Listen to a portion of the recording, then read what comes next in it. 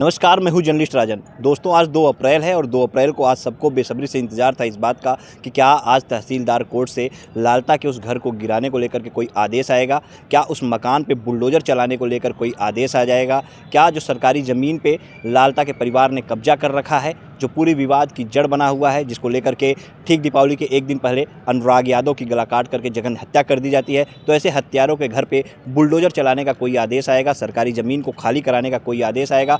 लोगों को एक उम्मीद पहले से लगी हुई थी, क्योंकि 2 अप्रैल की जो ये तारीख तय हुई थी तब से लोग लगातार ये जान रहे थे कि हाँ, आज फाइनल बहस होनी है और आज फाइनल बहस होगी, उसके बाद कोई फैसला आ सकता है। क्योंकि बीच में आपने देखा दिलीप राय बलवानी की भी एंट्री होती है, वो भी परिवार जाते हैं, मिलते हैं और वो भी आश्वासन दिलाते हैं परिवार को कि हाँ, फैसला आएगा और आपके पक्ष में आएगा। और तमाम अधिवक्तागण जो इस पूरे केस को देख रहे थे, सबने यही बताया था कि 2 अप्रैल को फाइनल बहस होगी और उसके बाद अगर फैसला उस दिन नहीं आता है तो कम से कम फैसला जो है वो आदेश सुरक्षित तो रखा ही जाएगा। ऐसे में आज चूँकि आप सभी को इस बात का इंतजार था कि परिवार से कौन पहुंचेगा इस केस को देखने के लिए, क्या अनुराग के परिवार से कौन पहुंचेगा, और दूसरी तरफ विपक्ष की जो बात करें, अगर जो विपक्षी है लालता, उसके परिवार से इंद्रावती आती है या राजकुमार आता है या फिर दरोगा राजेश जो है खुद यहाँ पे आता है, क्योंकि अब वो भी तो जमानत पे बाहर आ चुका है। ऐसे में वो भी अपने घर को बचाने के लिए पूरी कोशिश करेगा। तो निश्चित तौर पे लोग ये आशंका जता रहे थे कि आज विपक्ष की तरफ से जो विपक्षी हैं उनकी तरफ से भी कोई ना कोई इन लोगों में से ज़रूर आएगा।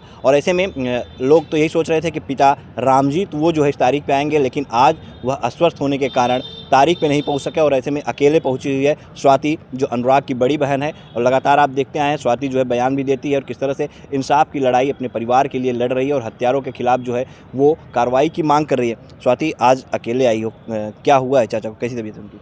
उनकी तबीयत ख़राब है, कुछ बीपी बढ़ गई थी और उनका यूरिक एसिड बढ़ गया है, तो वो चल फिर नहीं पा रहे हैं उतना और चलने में प्रॉब्लम हो रही है।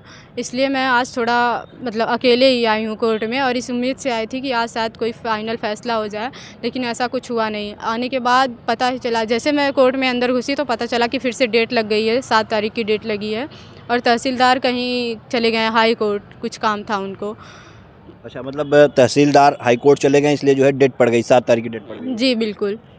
और उनका जैसे हम लोग आते हैं ना तो कभी पापा के साथ आ जाते थे, कभी भैया हैं वकील भैया उनके साथ आ जाते थे। ऐसे में अकेले आना पड़ा तो जैसे मुझे बहुत अजीब सा लग रहा था, लेकिन वहाँ से घर से निकलने के बाद घर वालों के मन में एक आशा जगी थी और वो लोग सोच रहे थे कि आज कोई फ़ाइनल फ़ैसला हो जाए, लेकिन ऐसा कुछ हुआ नहीं। यहाँ आने के बाद हमें फिर से तारीख ही सुननी पड़ी और हमको लग भी रहा था कि हम वहाँ भले ही जा रहे हैं एक उम्मीद से, लेकिन फिर हमारी उम्मीद पे पानी फिरेगा।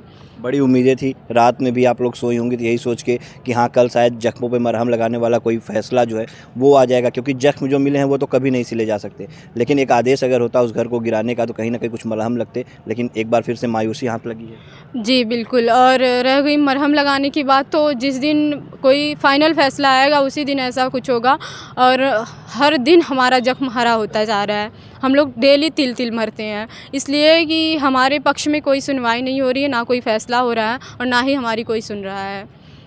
हम लोग हमेशा सोचते हैं कि आज इस डेट को फ़ाइनल हो जाएगा। पता है 10 फरवरी को फ़ाइनल डेट सुनाई गई थी, 10 फरवरी से फिर उसके बाद 15 को पड़ी, फिर उसके बाद 20 को पड़ी, फिर 22 को पड़ी, 22 के बाद फिर 25 हुई और हमारे वकील बोले थे कि 22 से फिर 25 नहीं हो सकती है। लेकिन आज देखिए, आज 2 अप्रैल है, फटाक से 1 हफ्ते बीत गया और पता भी नहीं चला। 22 से फिर 25 को पड़ी थी शायद, फिर 25 से इसके बाद इधर आ गई है 2 को। अब 2 के बाद अब 7 पड़ गया है। अब 7 पड़ गया और जहाँ तक हम अपना बता दें तो हमें लगता है कि फिर से हमें मायूसी ही हाथ लगेगी, फिर से एक नई डेट दे देंगे, या तो 10 की दे दे या तो 12 की दे दे। इनके हाथ में ये जो भी चाहें वो कर सकते हैं। क्यों भरोसा क्यों टूटता जा रहा है न्यायपालिका से? देखिए 5 महीने हो गए हैं, 5 महीने से हम लगातार चिल्लाते जा रहे हैं, आप लोग भी हमारी बाइट लेते हैं और देखते हैं।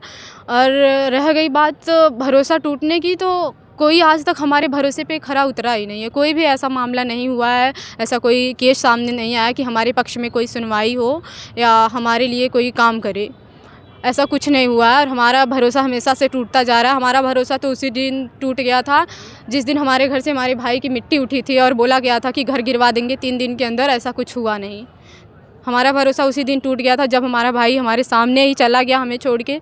हम लोग जन्म लेते तो नहीं देखे थे, बट उसको दम तोड़ते ज़रूर देख लिए हमारे सामने से, वो कह भी नहीं पाया कि हाँ हमें कहाँ दर्द हो रहा है, क्या हो रहा है। उसी दिन से हमारा भरोसा, सारी उम्मीद सबसे उठ गया है और हम किसी से कोई उम्मीद या भरोसा नहीं करते हैं।